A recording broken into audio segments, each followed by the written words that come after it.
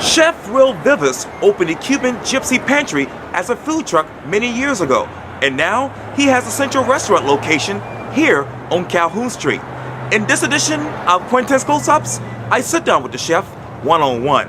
And be sure to download the free Quintin's Close-Ups app in your Apple or Google Play stores. Will, it is so good to see you again. Nice to see you too.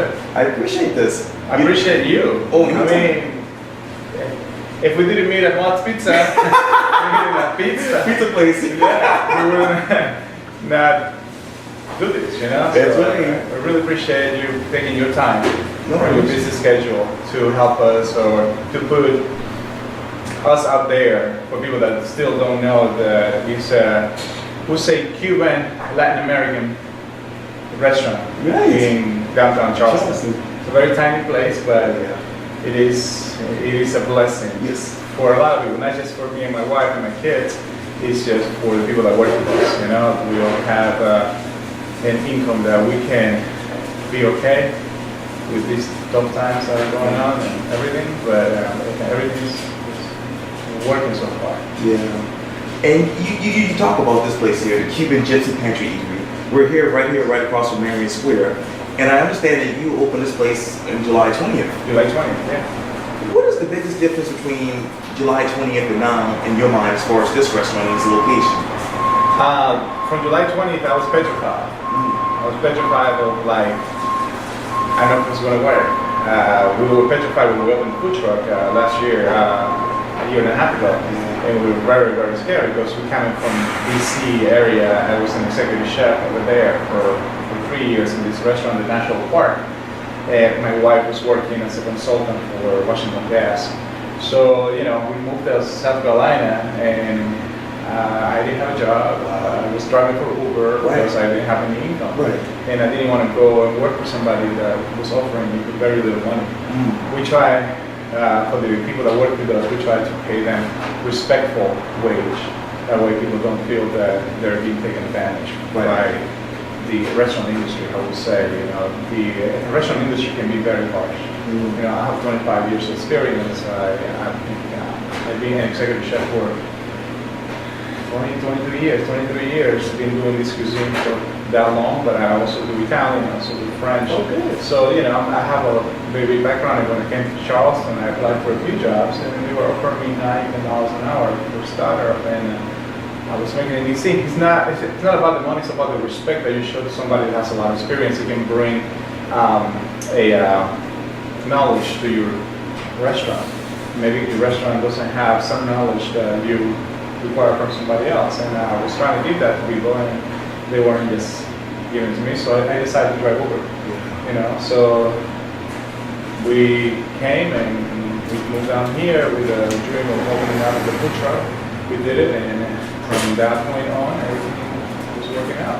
So the difference between July 20th and today is like we have a well response from the community, I would say, from the locals, but also the tourists. We do have great reviews online, and unfortunately, that's what people go for. You know, if you have bad reviews, people don't try you, even if you're really good, just because some people are angry or jealous that we have a small thing going in Charleston.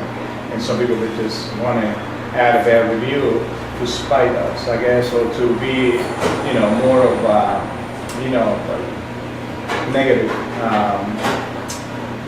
We'll say like to put something negative on our review, just for them to feel good, I guess. You know, people that don't know food, people that know food, they will know that yes, we do have traditional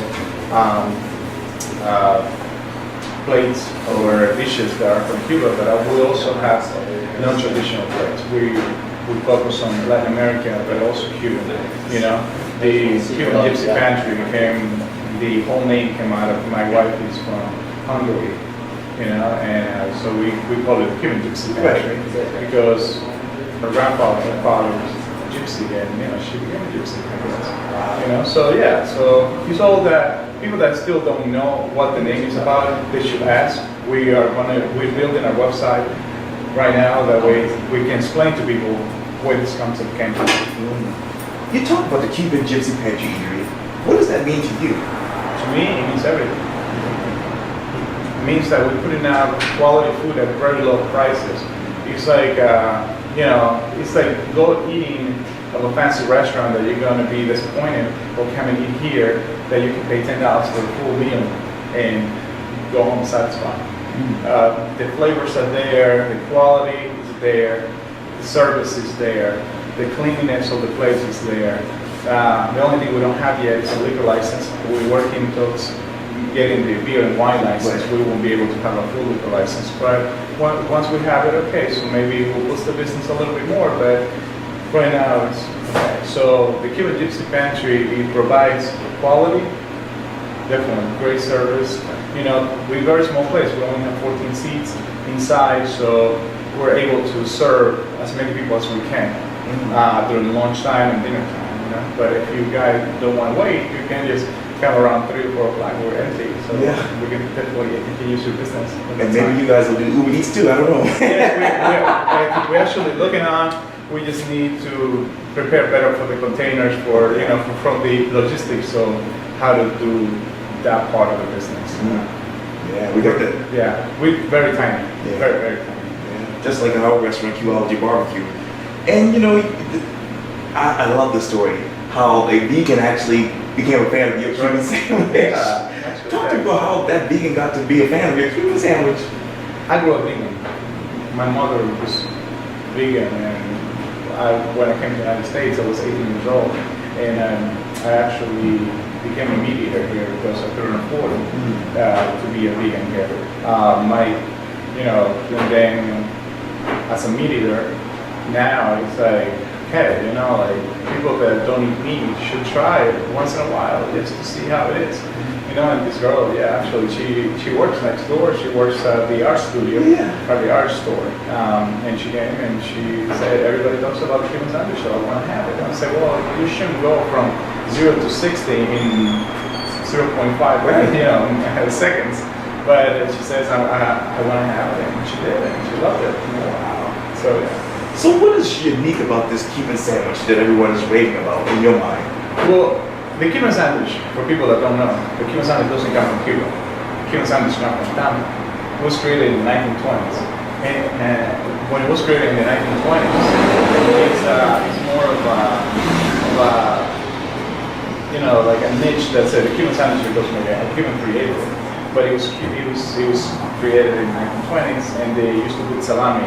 We took the original recipe from the 1920s, and we took the original recipe and we kept it, but we make our own mustard here. And that's what makes the difference is that we roast our own pork.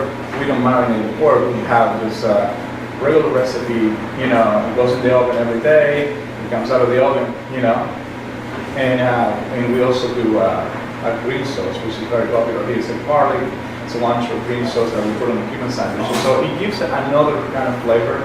We would put feature on Eat It and Like It, it's down in Savannah, and we would get rated in the 4 best Cuban sandwiches in the South. So that to me is an accomplishment right there.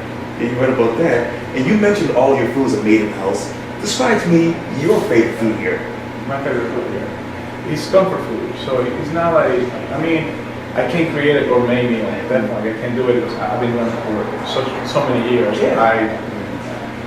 From New York, New Jersey to Washington D.C. We show the big metropolitan areas, and that's what you're required to be an executive chef that can do that. But here I focus more on like inexpensive cuisine that people can enjoy, and most of the dishes are like the working people dishes that people can enjoy here without spending $30, $40 on a meal. So 2 people can come here and eat for $20. So you've been in Charleston 2 years. You had the success of your new restaurant here in the food truck. Who are you right now? I'm a very humble chef that once had it all, had everything. You can think of 3 restaurants, going and it was good at the time. In 2003, 2010, I had all these restaurants that were from Sagat rated to I think New York Times rated, and everything down on the Jersey Shore. And I lost everything in 2010. I went down all the way, lost my house, lost my car, lost my businesses, everything, my product. And now I'm back. I'm right? In the sense of like, but with better knowledge, with much better knowledge, and with a woman that loves me and unconditionally. That's the most important thing. You know, we have a family now, so that's the most important thing for me, and the people that work with me, I want to make them feel like they're family. Yeah. I noticed the sign out here that says, you know, so many miles next to New York, so many miles to Cuba and all that. How many more miles to your next restaurant? Good question. We have getting some offers from people in town now that they see that we're, I would say, a success in town, or people that when I call them, it's a good place to go eat. But we'll definitely call you when we're ready for another adventure. Like, you're the first one to know. Oh, thank you. I appreciate it. And I know that you said that this has been a blessing. Tell me, what do you want God to bless you with next? With health. That's the most important thing, because health insurance is very expensive. And definitely with me and my wife being able to produce a business that we can employ and we can help people out there. We have homeless people that come here and eat for free, 1 meal a day. I can afford to give them 1 meal a day, and they're very grateful for that. We would definitely want to do other stuff there. It's not just for us to put it in social media, because we don't want to be out there to people that know that we do this for people. I just want us to do it without recognition or anything, because I was there when I was homeless for a while, and I want them to feel that they have some, you know, have food when they want to eat, and you know, as long as they don't abuse it, you know, it's there, it's here for them. You know, they can come and get a lunch and a meal just for free. That's amazing. Well, Chef Will Vivas. Yeah. Thank you so much for your time. I really appreciate this. No, thank you. Thank you very much for having me. You know, on your channel, which you have amazing videos, and a lot of them. It's the grace of God, man. It's the grace of God. Thank you. I appreciate it.